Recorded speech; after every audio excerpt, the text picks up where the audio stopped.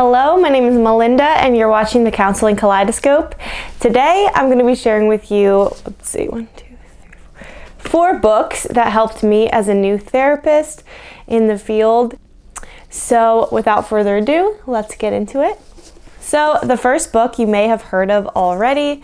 It is The Gift of Therapy by Irvin Yalom.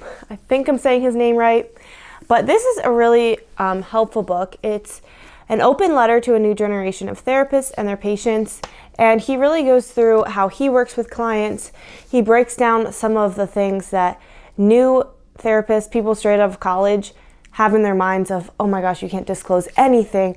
So it kind of takes away some of that black and white thinking that we might have learned in school and just how to be more genuine in therapy. And he even goes through like case examples and things like that. So he has a lot of good books.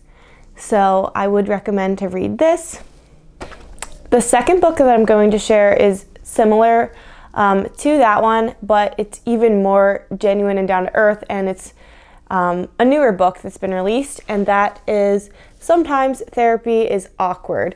So this one is a collection of life-changing insights for the modern clinician by Nicole Artz, and she's actually, if you're on Instagram, she is the person who runs the psychotherapy memes page. And she talks a lot about how when you first begin as a therapist, like you feel nervous, scared, you feel like you don't know what you're doing.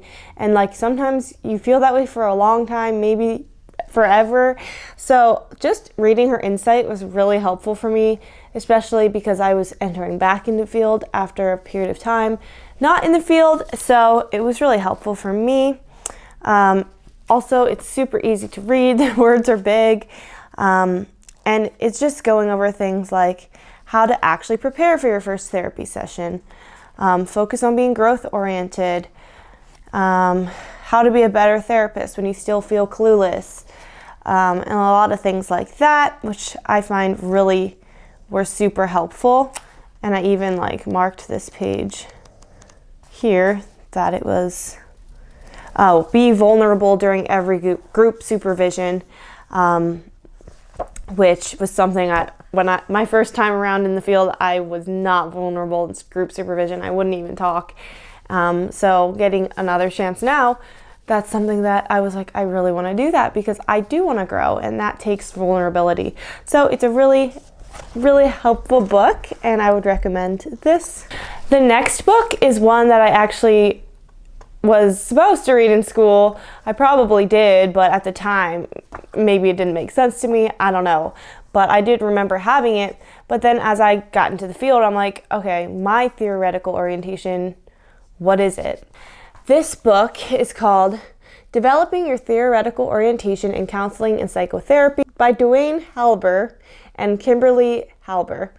And this is a really helpful book. It's very thin and easy to read. All of these books are very easy to read, but it basically goes through a bunch of different orientations, theoretical orientations, why theoretical orientation is important, and incorporating theory into practice.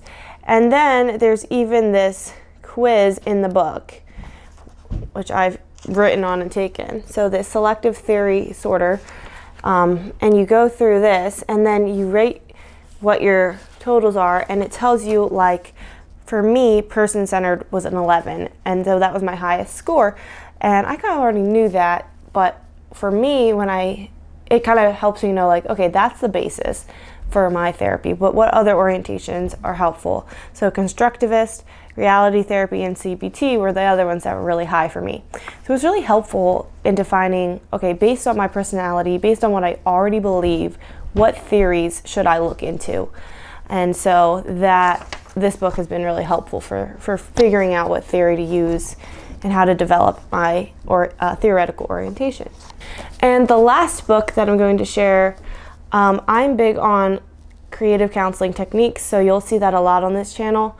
This book is called Favorite Counseling and Therapy Techniques, and this is by Howard Rosenthal. He's also the guy who wrote the Purple Book when you take your NCE exam, if that's the exam you're taking. He has that book, which is really helpful. But he also wrote this book where he gathered up a bunch of different people's techniques or different creative interventions that they've used with clients. And then he combined them into this book. So one of them, which I shared on my Instagram, was about how this certain clinician, when she feels like awkward during silence in her sessions, she literally has this visual in her head of, okay, the client is a turtle. If I say something now, they're just gonna go back into their shell. So just that's like one example of how to be comfortable with silence as a clinician, but there's also different techniques that they use, such as one of the clinicians works with children, and getting children to talk can sometimes be really hard. So one of the things she does is she has like this like friendly monster on the wall, and has the kids write a letter to him.